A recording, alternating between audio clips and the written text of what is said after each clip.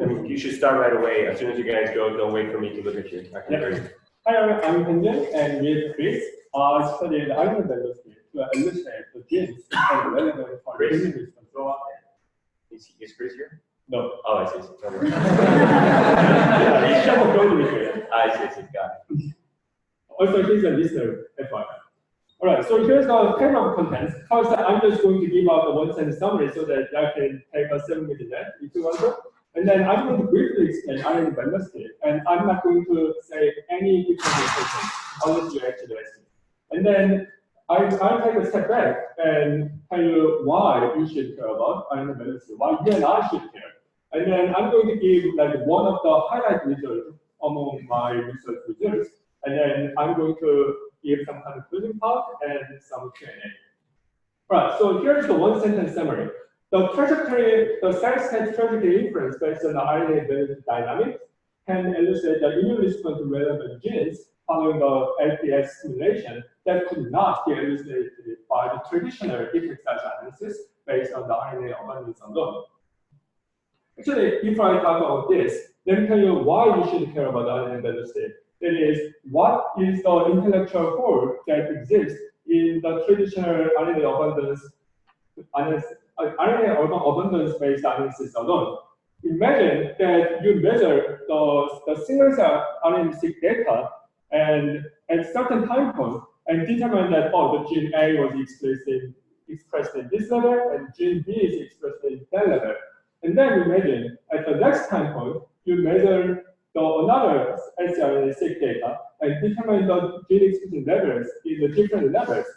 And what you are going to hope is that you will be able to draw some kind of displacement line, and you can just calculate the time difference and then the RNA abundance difference to say that while this amount of time may be measured by absolute actual number of hours or perhaps the number of cell generations, like this much of the RNA abundance is changed in these different particular genes.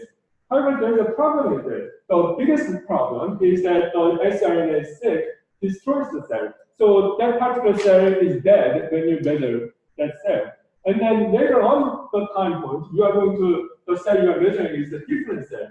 The problem is, although that you gave something like the LPS stimulation, there is absolutely no guarantee that these different cells, the cell states will be absolutely aligned.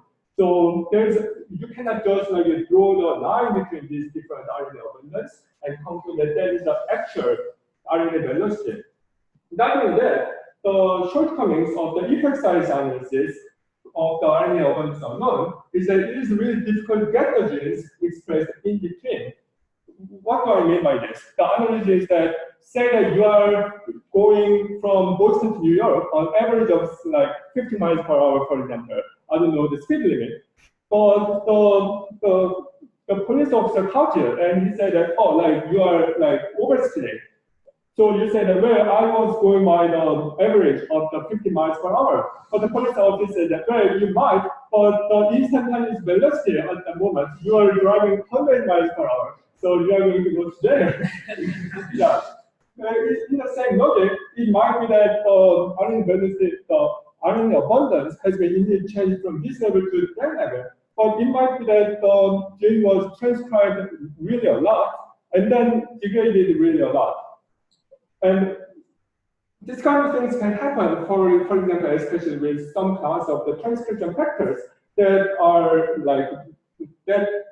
are used to initiate the transcription of the downstream genes and then quickly degenerate it. Now, that said, how can you measure the RNA velocity or the RNA instantaneous velocity? So it turns out that while we are sequestering the mRNAs using the poly-T test, recall that all the mRNAs after they got the processing have some kind of poly-A test, so you can build the poly-T test to sequester the mRNAs. But some of them are actually before they are spliced, while some of them are in spliced. So you can measure the ratio between unspliced versus the spliced mRNAs. And imagine that there is some kind of constant rate between these unspliced over the spliced. And you can think that while the gene is being unregulated, a lot of the newly unspliced mRNAs were like generated, while they didn't have enough time to be spliced. So the ratio would be higher. And by the same logic, while the gene is being downregulated, while much of the genes that were spliced previously were being constantly. What do you say? Oh, so a lot of the genes were already generated, but there wasn't like enough time for them to be degraded. So naturally, like there's like a much less unspliced mRNAs compared to spliced mRNAs. So by measuring the ratio between the unspliced and spliced mRNAs, you can think about the instantaneous changes in the level of the transcription of that particular mRNA. So let's see that like what kind of genes that we could actually discover in our analysis that could not be elucidated by the RNA abundance-based analysis alone. So this is the traditional mRNA abundance-based analysis, which was very effective in fact.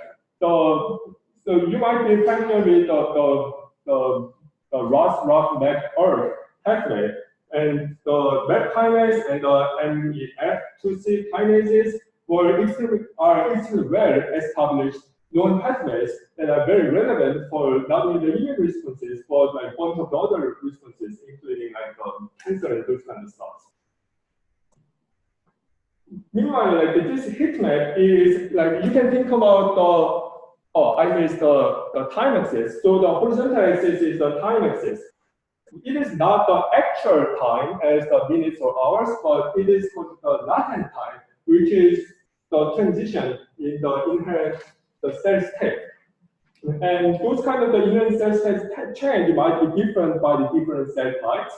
For example, like the things like the neurons would take much longer time for the cell state transition compared to like gastrointestinal cells. But nonetheless, like the colors in this heat map measures the changes in the instantaneous level of the transcript.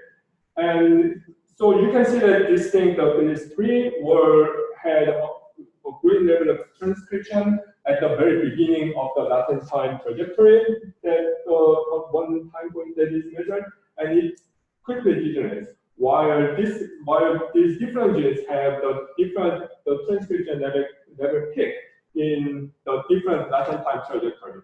Note that all these genes, what is measured is the ratio, not the absolute RNA abundance.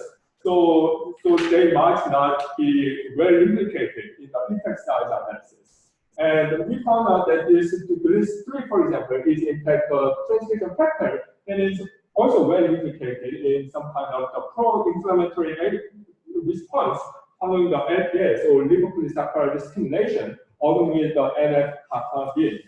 So this is one of the good examples of gene that is difficult to be elucidated due to its low transcript count or abundance, but nonetheless that displays a great changes in the transcription rate. So in conclusion, the cell state trajectory estimates generated by RNA velocity measures can be applied to data generated by genetic perturbation, like this kind of immunological perturbation experiments, but action computation discovery of gene models by greatly increasing the discovery power of the traditional transcript abundance-based methods, such as effect size analysis. And lastly, I want to thank greatly on my partner, Chris Franheim, and my mentor, Brian Hillary, and Jordan Brooke, who are RNAs in Brian's lab, who did the HS experiment and generated all the data. So I think I understand RNA velocity. I'm not sure I understand how you measure it. So how do you actually measure it? Do you measure, transcription, splicing, etc., and then infer it computationally? Yes. Is there any way? So it's basically the rate or the ratio of spliced to unspliced, or what is the? So that actually goes into the differential equations of the things. So there are these different ratios. So the authors describe the different sets of differential equations, and they use the expectation maximization algorithms to determine the best fit of the different the best fit of these different counts. Because like what really happens when you're doing the single cell analysis is that like although you have some kind of count data, they are not the actual count data, meaning that there are a lot of the different noises out there, and like some of them are nodes, or some of them are like have some kind of amplification bias. So although that you have this kind of count data, in reality you can just measure the RNA abundance ratios between the different genes. And from those different ratios and the iterative differential equations that pertains to individual genes, that others have some kind of the EM algorithm. So what was your project? Did you basically use an existing method that someone else has written to calculate RNA velocity, and then just study differential RNA velocity between two conditions or something? What was the contribution?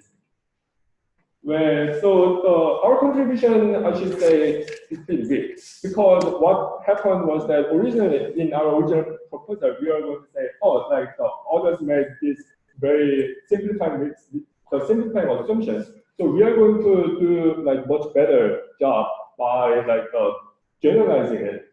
The problem is that after we submit our proposal, a week later, there was another paper was submitted in the bioarchive that actually generated the thing. That is from the TIS lab. And actually, there was a great MIA talk from the TIS lab that you might have attended. Yeah, so we were like, oh, sure, like we cannot actually do the differential equation thing. So yeah, the direction of project got changed a lot. All right, thank you again. Thank you.